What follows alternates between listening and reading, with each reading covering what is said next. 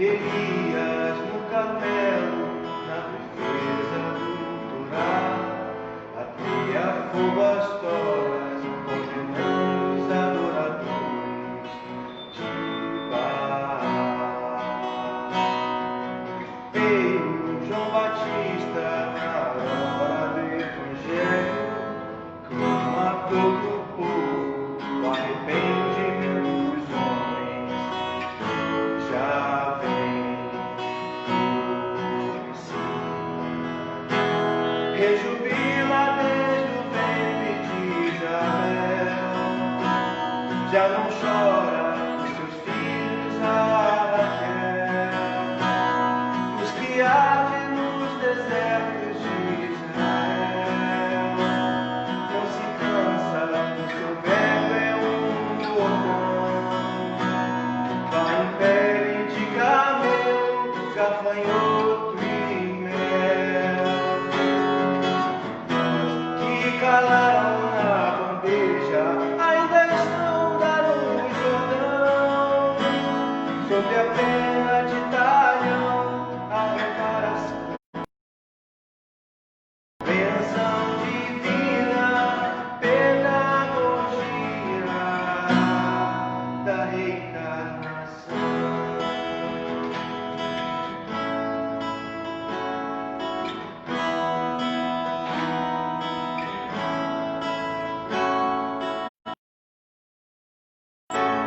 Rejubila desde o ventre de Isabel, já não chora os seus filhos a Raquel, os que ardem nos desertos de Israel, não se cansa, o seu verbo é bordão, vai em pele de camelo, gafanhoto e mel, que calaram na bandeja, ainda estão dando o Jordão, sob a pena de talhão, a reparação, bênção divina, pedagogia da reencarnação.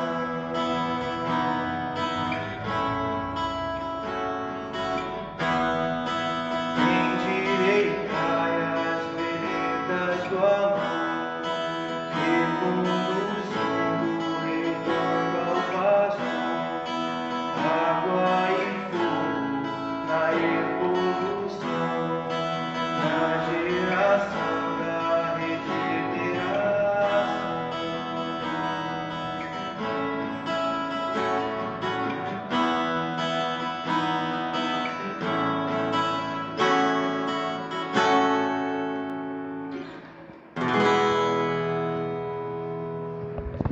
Boa noite, mais um dia de muita alegria, podermos estar aqui estudando um dos personagens mais luminosos e emblemáticos do Evangelho, que é João Batista ou João o Batista, que significa o batizador.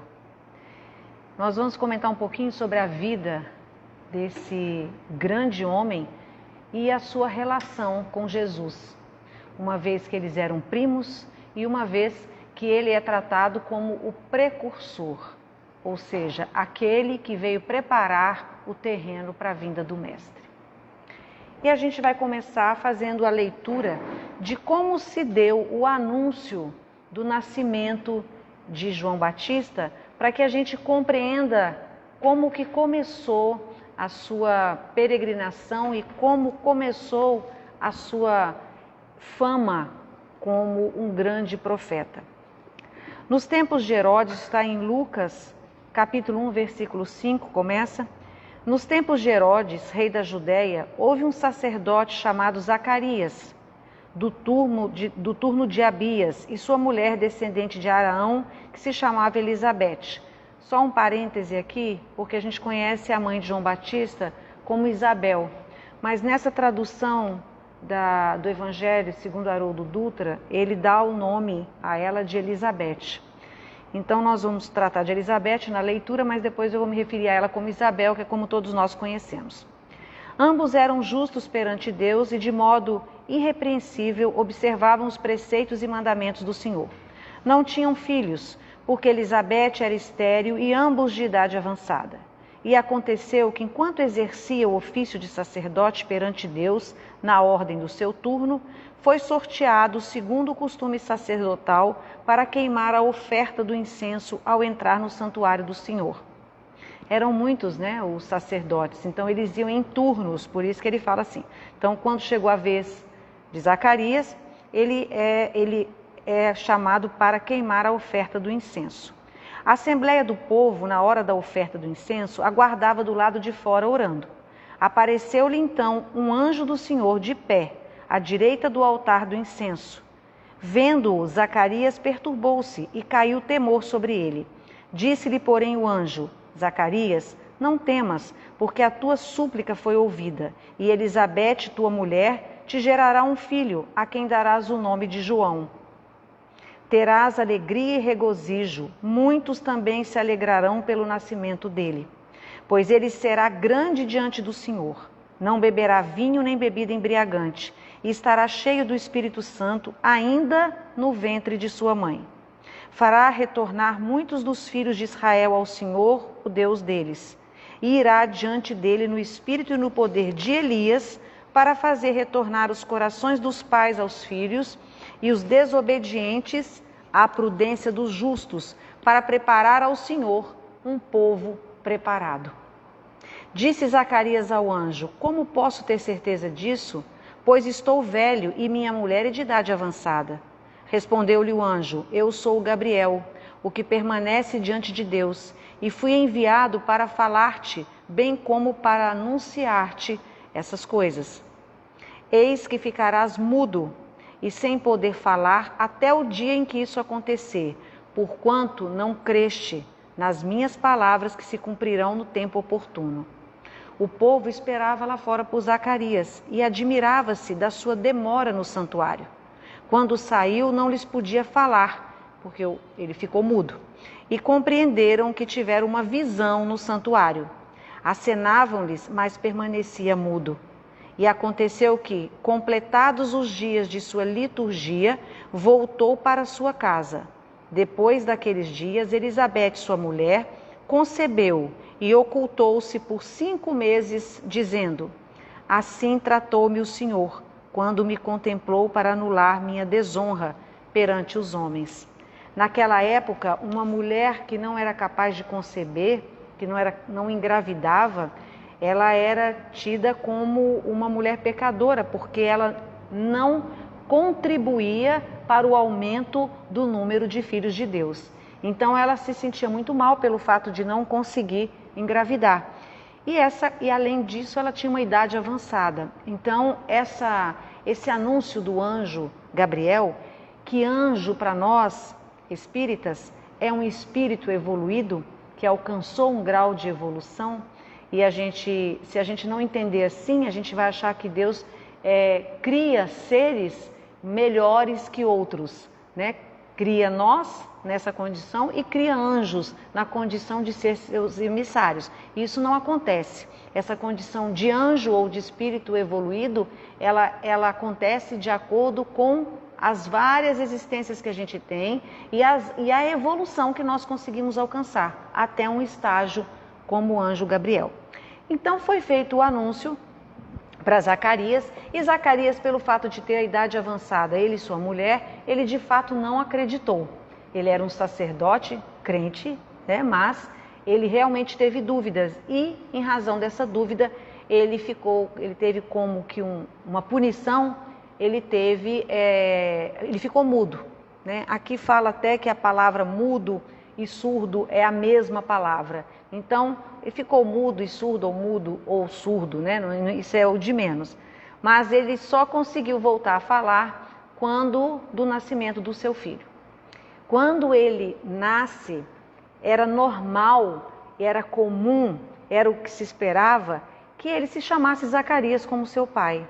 Mas assim como o anjo disse para ele que ele deveria se chamar João, ele cumpriu essa ordem. na hora de toda a família junto, do nascimento, aquela comemoração, aquela alegria, como o anjo disse que aconteceria com a vinda dele, que muitos se alegrariam, com aquela alegria toda e aquela comemoração, logo se foi dizendo, não, o nome dele vai ser Zacarias. E ela, Isabel ou Elizabeth, como diz aqui no Evangelho, ela diz, não, o nome será João, e o marido confirma que o nome seria João. Então o povo entende que aquela era uma criança especial, porque Zacarias passou mais tempo do que o comum dentro do santuário.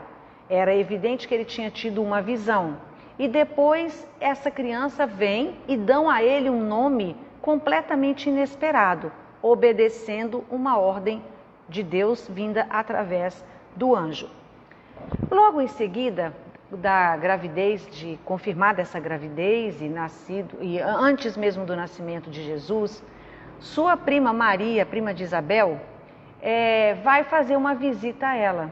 Ela já estava grávida de 6 meses e Maria estava grávida recentemente. Então, Jesus e João Batista têm uma diferença de idade de 6 meses. E Maria vai fazer uma visita a Isabel em função da sua gravidez. E quando ela chega até a casa de Isabel, acontece uma coisa muito interessante. E eu vou ler para vocês, também está em Lucas, no capítulo 1, versículo 39. Naqueles dias, levantando-se Maria, dirigiu-se apressadamente para a região montanhosa, a uma cidade da Judéia. Eles viviam, Zacarias, Elizabeth ou Isabel e o seu futuramente João Batista, eles viviam nas montanhas. Entrou na casa de Zacarias e saudou Elizabeth.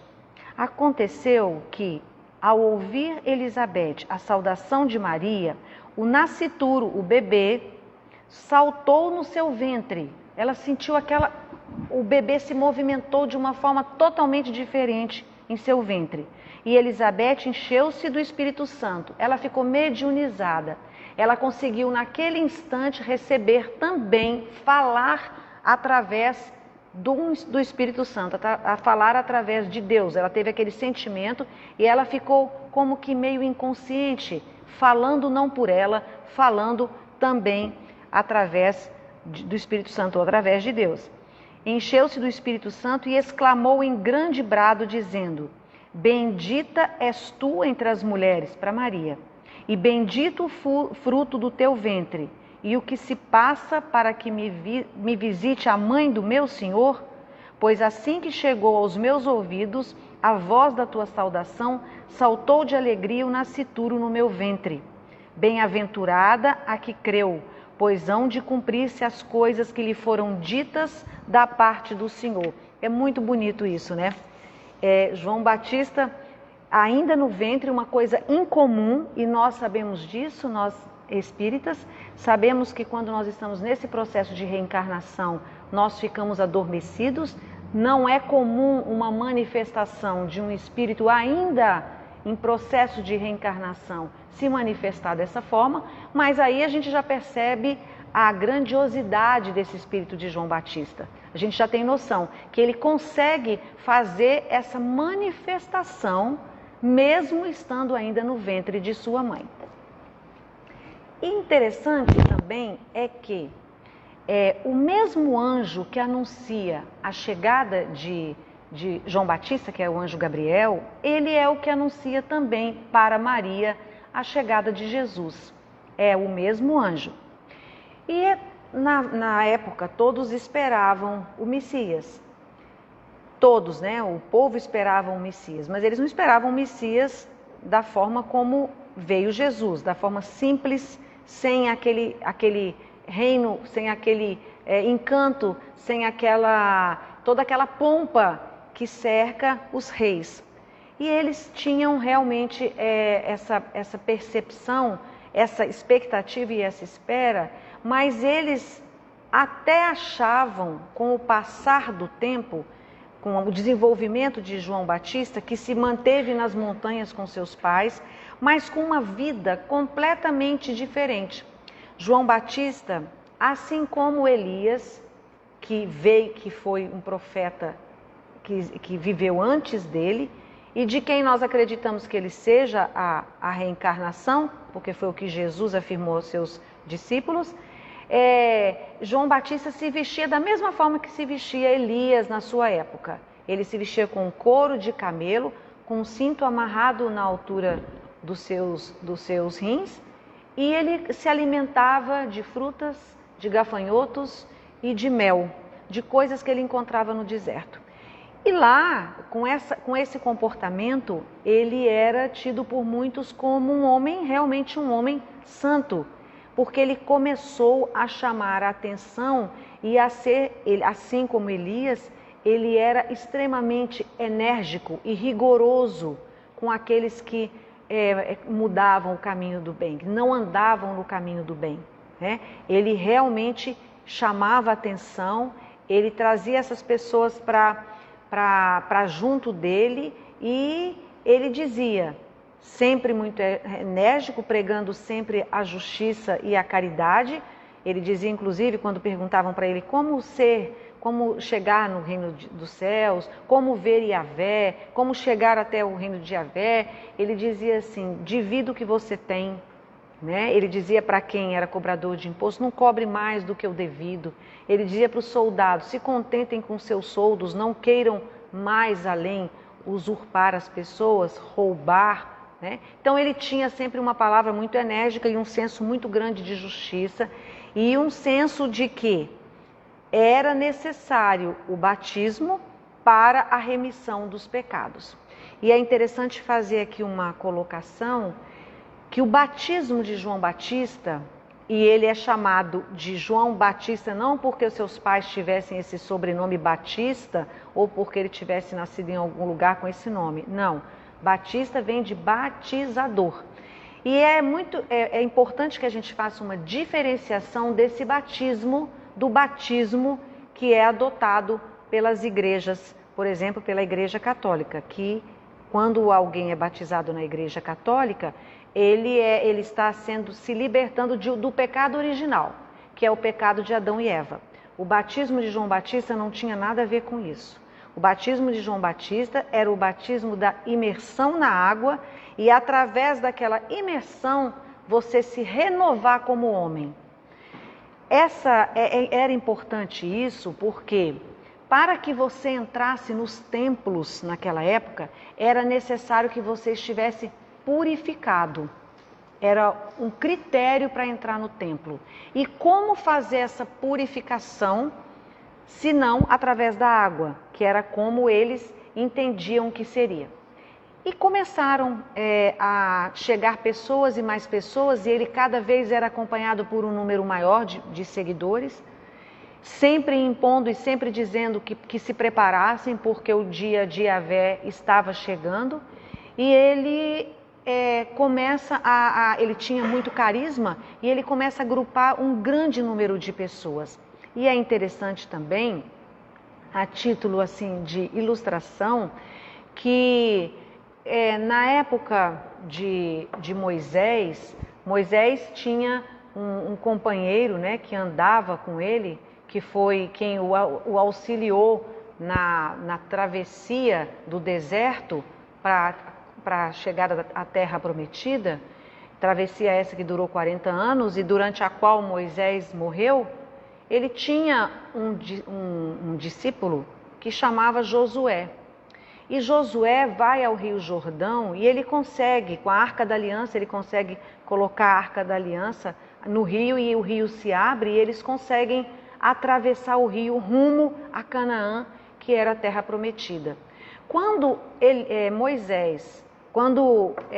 João Batista começa a batizar no Rio Jordão, eles têm um entendimento, o povo tem um entendimento que eles poderiam fazer a mesma coisa, que ele poderia fazer o mesmo que Josué fez, libertar aquele povo, né? Naquela época, ele libertou da escravidão do Egito e agora do Império Romano. Então eles tinham esse anseio dessa libertação e eles achavam que por ele fazer esse batismo no Rio Jordão, eles imaginavam, né, que ele poderia talvez fazer a mesma coisa. E aí cada vez mais pessoas se juntavam a ele e cada vez mais as pessoas se batizavam, iam até ele para serem batizados.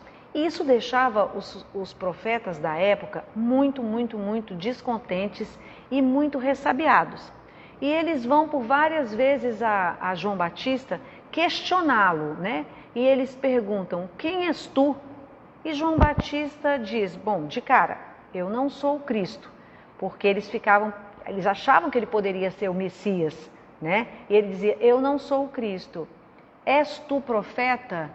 Ele dizia: não sou profeta, porque João Batista não se dava a importância que ele tinha. Ele não achava que ele era um homem com a importância que ele via as pessoas dando a ele. Então ele não se dizia profeta, até porque ele não profetizava. Ele não fazia milagres, João Batista nunca fez um milagre, João Batista nunca profetizou. Ele apenas anunciava a vinda do Messias e ele corrigia. Ele auxiliava as pessoas a achar o caminho reto. E esse caminho reto que ele usava era não só o seu discurso, como também esse processo de batismo que acontecia no Rio Jordão. Ele dizia, inclusive, né, e essa fala é uma fala que está lá em Elias, que era relacionada a Elias, e ele usa essa frase, né? Eu sou a voz que clama no deserto. O interessante do papel de João Batista é que naquela época, os reis, quando eles iam fazer uma viagem, eles mandavam que precursores, né, que outras pessoas fossem na frente deles para que pudessem preparar o caminho. Por exemplo, a estrada não estava suficientemente aberta para que a comitiva do rei passasse, tinham muitas pedras, tinham muitas árvores, enfim, tinham muitas dificuldades, muitos inconvenientes. Então ele mandava que precursores fossem na sua frente para preparar o terreno para a sua chegada. É óbvio que o precursor João Batista não ia preparar o terreno do Messias fisicamente falando. Mas como ele iria preparar o terreno do Messias? Educando, corrigindo os homens.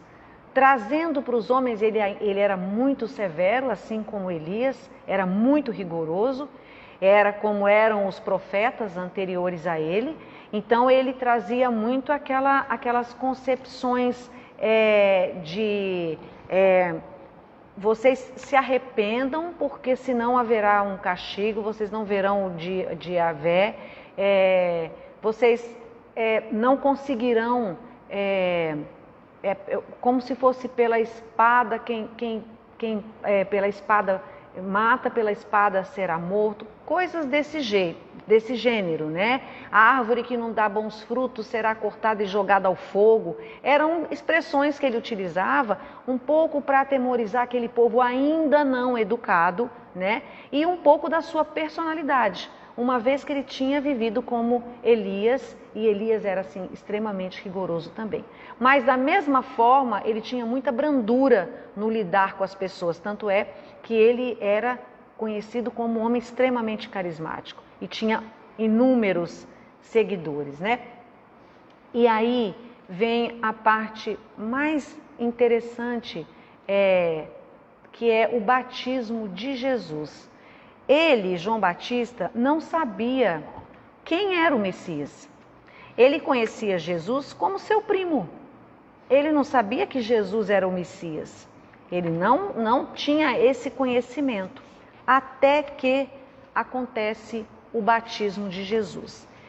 E olha só, eu falei aqui para vocês que o batismo era uma purificação. A imersão na água era uma forma de purificação. Jesus precisava de se purificar? É evidente que Jesus não precisava de se purificar. Só que Jesus precisava de começar a pregar. Então ele faz do batismo para ele faz um divisor de águas, porque a partir dali ele inicia a sua pregação. E ele, quando vai até João Batista para ser batizado, João Batista, que era esse profeta tão duro, né? Ele faz com Jesus ele, sem conhecer Jesus como sendo o Messias, ele ouve também uma mensagem, ele também consegue receber uma mensagem, e essa mensagem está também aqui em Lucas, né? No capítulo 3, quando fala desse mergulho de Jesus no Rio Jordão. Eu vou ler, é pequenininho, eu vou ler para vocês. Herodes, o tetrarca, sendo repreendido por ele, João Batista, a respeito de Herodias, mulher do seu irmão, bem como a respeito de todas as coisas que Herodes fizera de mal, acrescentou também isso a todas aquelas coisas e encerrou João na prisão. E aconteceu que, ao ser batizado, todo o povo e depois Jesus ter sido batizado, enquanto ele orava, enquanto João Batista orava, ao se abrir o céu e descer sobre ele o Espírito Santo, em forma corpórea como pomba, surgiu uma voz do céu: Tu és o meu filho amado, em quem me comprazo. Quando ele recebeu essa informação, ele viu que Jesus era o Messias esperado. Era até então só o seu primo. Mas aí ele recebe essa informação de Deus, de que aquele era o seu filho muito bem amado. E daí ele chega à conclusão que era necessário, naquele momento, que ele se diminuísse para que Jesus crescesse. Porque ele era o que tinha o maior número de seguidores. Jesus não tinha começado o seu ministério ainda. E aí, a gente vendo essa questão do batismo de Jesus, quando a gente começa a entender como é que era, o que eles entendiam por esse batismo como uma purificação, a gente se questiona, mas por que Jesus tinha que ser purificado? Por quê? E aí é onde eu falo que aquele batismo foi o verdadeiro divisor de águas na vida de Jesus. Ele toma uma decisão muito importante. Ele abre mão da sua família, ele abre mão de constituir uma família, abre mão da família que ele tinha, ele vira as costas para toda uma tradição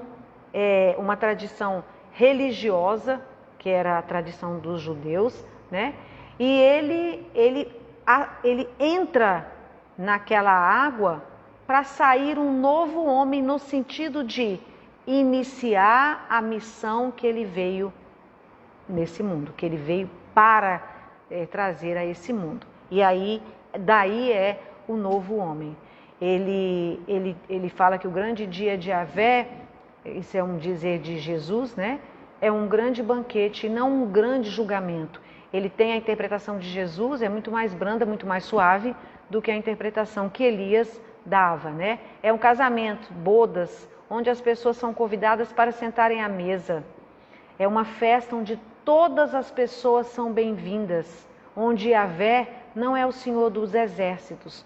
O Yahvé é o nosso Pai e que está sempre conosco, é o nosso Pai amoroso. Então, quando ele se submete a esse ritual do batismo, ele está traçando essa linha divisória. Ele deixa todo o mundo, esse mundo físico, ele era marceneiro, assim como seu pai, ele abre mão de constituir a sua família e ele anuncia, porque a sua missão era anunciar a chegada do reino de Deus. E ele, a partir do batismo, ele inicia essa sua missão, que dura apenas 3 anos, né? Ele está abrindo mão da violência para conquistar as pessoas na fraternidade, né? Ele fala que o reino de Deus é uma pequena semente e a proposta é outra. Não é aquela proposta que João Batista trazia tão rigorosa em relação a Deus. Ele já nos traz um Deus diferente do Deus de Moisés, diferente do Deus dos profetas que vieram depois dele, inclusive João Batista, né? Que não era tão rígido como Moisés, mas também ainda trazia aquela concepção de um Deus bastante rigoroso, né? Bastante firme, bastante duro. Ele não. Ele fala que, embora João Batista, dos nascidos de mulher, não existisse, olha que interessante isso, ele fala que dos nascidos de mulher não existia um maior que João Batista, mas que João é o menor do reino de Deus e é maior que ele. O menor no reino de Deus é maior que ele. Quer dizer, Jesus estava só iniciando, mas no reino de Deus ele era muito maior do que João Batista, porque ele tinha vindo para isso, né? E aí, João Batista, como ele mesmo diz, ele tem que se diminuir para que Jesus crescesse. E quando ele fala no batismo de Jesus, quando ele fala, mediunizado, com aquela visão que ele teve, ele fala que aquele era o Filho amado de Deus, as pessoas começam a seguir Jesus. E muitos daqueles que o seguiam passam então a seguir Jesus. E é quando ele novamente fala isso, é preciso que eu diminua para que ele cresça, jamais se importando com isso. E logo em seguida, João Batista, a Torá diz que o homem não pode dormir com a mulher do seu irmão. Isso para eles era um pecado capital. Dormir com a mulher do irmão era como estar dormindo com o próprio irmão. E Herodes, Herodes Antipas, né? Ele tinha se casado com a mulher do seu irmão Filipe. E João Batista, toda vez que ele via Herodes em público, ele gritava: livra-te dessa mulher, livra-te dessa mulher, você está trazendo vergonha e pecado para o nosso povo. A gente, olhando assim a história da Bíblia, a gente se surpreende com tantas coisas, e essa é uma assim que eu acho assim tão interessante, porque o povo judeu entendia, os hebreus, o povo judeu, né? Os hebreus, eles entendiam, quando ele falava isso, que qualquer pecador, e por isso que eles eram tão inclementes com os pecadores, apedrejavam, não tinham a menor tolerância e compaixão para quem pecasse. Por quê? Porque eles entendiam que qualquer um que pecasse comprometia toda a comunidade, que todos pagavam pelo pecado de um. Então, por isso, eles eram tão inclementes com os pecadores. E aí, o que aconteceu? Como João Batista vivia falando isso para Herodes, né? Livra-te dessa mulher, ficava apontando para Herodes o seu pecado. E o povo ficava temia a Deus em função daquele pecado de Herodes. Então, Herodes queria de toda forma prender João Batista.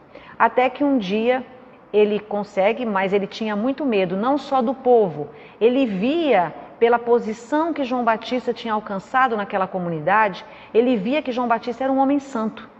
Ele tinha essa consciência que João Batista era um homem santo. Ele não queria derramar sangue de um santo, né? Ele não queria suas mãos sujas de sangue de um santo. Então, ele temia também a multidão que o seguia. E aí, de tanta pressão da sua esposa, né, Herodíade, ele prende João Batista por 10 meses na fortaleza de Maqueronte, até o dia de sua morte. E outra coisa muito interessante sobre isso também, sobre João Batista, é que João Batista, na prisão, ele sabia que ia morrer, ele manda que 2 dos seus discípulos vão até Jesus e perguntem a Jesus e peçam que Jesus confirme quem era ele. Mas por que ele fez isso se ele já sabia quem era ele? Se no dia do batismo ele recebeu a informação de que aquele era o filho de Jesus, que era o filho de Deus, me desculpe. Ele quer que os apóstolos saibam disso, que aqueles que estavam ali com ele, que não estavam no batismo, tenham certeza disso, porque senão como iam seguir Jesus, se eles não tivessem certeza que aquele era Jesus? Então ele os manda até Jesus, para que Jesus confirme se ele era mesmo o Filho de Deus, o que Jesus faz, né? E aí, Herodes, numa comemoração do seu aniversário, a filha de Herodíade, ela vai, Salomé, ela tinha apenas 14 anos, Herodes devia ter uns 50 anos. E ela começa a dançar na festa e ele se apaixona perdidamente por ela. E quando ele se apaixona por ela, ele diz a ela que daria qualquer coisa para ficar com ela, daria todo o seu reino, ou a metade do seu reino para ficar com ela. Ela vai, muito criança, ela vai até a mãe e pergunta para a mãe: o que eu peço para ele? Eu peço a metade do reino. Ela fala: para que a metade do reino? Eu já sou a rainha, eu já tenho metade do reino, eu quero a cabeça de João Batista. Por quê? Porque João Batista vivia o tempo inteiro apontando o pecado que os dois haviam cometido na frente de todo mundo. Então ela vai e pede a cabeça de João Batista e é atendida por Herodes. E João Batista encerra aí a sua grandiosa missão. Ao ser decapitado, e aí entra muita nossa compreensão espírita, né, disso tudo, na transfiguração, Jesus confirma para os discípulos, os 3 discípulos que o acompanhavam na transfiguração, que João Batista era Elias e não tinha sido reconhecido. E Elias, ele trava uma batalha com os sacerdotes do deus Baal. Ele era, lógico, ele acreditava em Yahvé, e muitos acreditavam no deus Baal, inclusive as mulheres, quando elas queriam fertilidade, elas se dirigiam ao deus Baal. E ele trava uma batalha que está nos evangelhos, não vou aqui falar agora porque é uma história longa, mas ele trava uma batalha com os sacerdotes e demonstra que o deus Baal não existia, que não tinha força, que a força mesmo era de Deus e Yahvé. E aí, em função disso, ele manda decapitar os 450, eram 450 sacerdotes de Baal. Quando ele manda decapitar esses sacerdotes, ele contrai uma dívida. Ele contrai essa dívida, esse pecado. E ele, assim como acontece com os sacerdotes, ele foi decapitado, foi determinado que ele fosse decapitado pelo rei Herodes. Então ele, assim como Malaquias previu que Elias voltaria, né? Ele fala: eis que vos enviarei o profeta Elias antes que venha o dia grande e terrível do Senhor, né? Então já era prevista a volta dele, e ele volta no corpo de João Batista, mas trazendo todas as características de Elias.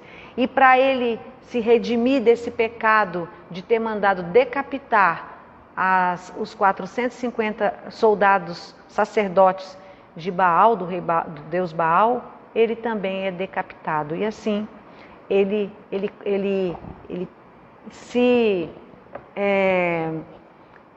se passa a estar vamos dizer, em harmonia com o seu espírito, porque ele paga por aquele pecado que ele tinha cometido. E da forma mais bonita, né? Porque sendo o precursor de Jesus e depois terminando desta forma também, para sentir na sua carne o que ele tinha feito aqueles homens passarem numa outra encarnação. Então, a gente pergunta, quando a gente faz essa analogia para trazer para os nossos tempos atuais, a gente tem 2 considerações, né? A primeira, a necessidade da nossa transformação, a necessidade desse batismo, esse batismo que para nós é a mudança, é o deixar aquele homem antigo, o homem velho, o homem cheio de defeitos, o homem cheio de imperfeições, e decidir que a partir do instante, do momento que ele conhece a mensagem do Cristo, que ele conhece Deus, ele muda. Ele se transforma num homem renovado, num homem em dias com a divindade. E a gente pergunta então, por que as pessoas precisam, por que nós precisamos passar por situações às vezes tão dolorosas na nossa vida, né? E a gente pode imaginar que talvez seja porque nós não desenvolvemos a empatia pela dor do outro. Quando a gente não sente a dor do outro, quando a gente não desenvolve compaixão pela dor do outro, a gente começa a sentir essas dores em nós, para que toque aquele sininho do alerta, e esse alerta, olha, essa dor pode chegar até você também, né? Preste atenção, essa dor pode chegar até você, todos nós podemos sofrer, né? Então, quando nós não desenvolvemos essa empatia, essa compaixão pela dor do outro, nós precisamos passar por diversas provações na nossa vida, né? Nós mudamos quando nós nos arrependemos. E quando nós nos arrependemos, nós tomamos uma direção diferente. E a partir disso, que a gente toma uma direção diferente, a gente se transforma numa pessoa melhor. Então, esse ritual da simbologia, do batismo, esse ritual tem uma simbologia muito forte. A gente imerge e morre para os nossos defeitos, nossos problemas, para o homem velho, e quando saímos uma nova pessoa, né? A vontade de Deus passa a ser a nossa vontade. Isso é até uma fala de Emmanuel. Quando o Espiritismo, e aí trazendo para nós, né? Quando o Espiritismo diz ser o cristianismo redivivo, e todos esses personagens do livro A Boa Nova trazem a história do cristianismo e traz para nós essa nossa sensação de sermos realmente o cristianismo redivivo, nós precisamos ter pelo menos uma ideia do que era esse cristianismo primitivo. É importante que a gente saiba disso, é importante que a gente entenda um pouco da história, é importante que a gente conheça esses personagens e entenda como é que se desenvolvia aquele povo naquela época, né? Como era, como Jesus foi visto naquela época, qual era o enfoque que era dado e qual é o enfoque que nós damos hoje para Jesus, para os seus ensinamentos. Qual a importância que a gente vê em João Batista, em Jesus? Como que nós ouviríamos a mensagem de Jesus hoje? Como que nós ouviríamos a mensagem de João Batista, de Jesus? Será que nós conseguimos entender esse papel tão importante de João Batista no contexto do que nós estamos fazendo aqui agora?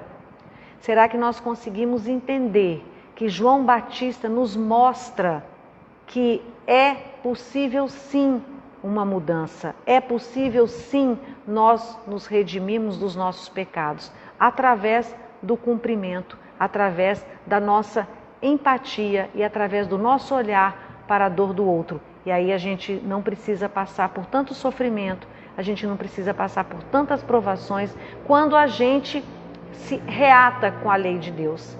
Se reatar. Você peca, você se arrepende, você expia e você se torna um homem novo. Quando você consegue fazer esse exercício, você não tem mais a necessidade de passar por tantas provações, por tantas dificuldades que a gente se depara todos os dias. Então eu espero que tenha ficado muito claro o papel de precursor espiritual de João Batista e não de precursor físico, né? De João Batista na vida de Jesus, e que a gente faça essa reflexão para que nós, no exemplo de Jesus, que não precisava de nenhuma purificação, ele vai ser batizado para mudar, para traçar uma linha divisória na sua vida. Passa de um homem do mundo para um homem dos céus, um homem do espírito, um homem que só trouxe para nós mensagens que nos elevam espiritualmente. Então, que ele esteja aqui nos acompanhando e que na próxima segunda-feira, dia 19, esse estudo continue agora com outro João, o João Evangelista. Nós falamos do Batista e agora a Valéria vai falar para a gente no dia 19 do João Evangelista. E eu gostaria de lembrar também a vocês do nosso caldo, o nosso famoso caldo do Jacó, que vai acontecer no próximo dia 24. No próximo dia 24. Nas nossas redes sociais há disponível os telefones para contato, a forma de adquirir, todas as informações que são necessárias para que vocês consigam saborear esse delicioso caldo, da mesma maneira como foi o outro, delivery. Venham buscar aqui e apreciem em casa esse delicioso caldo que tem como maior ingrediente o amor. Um grande abraço para todos.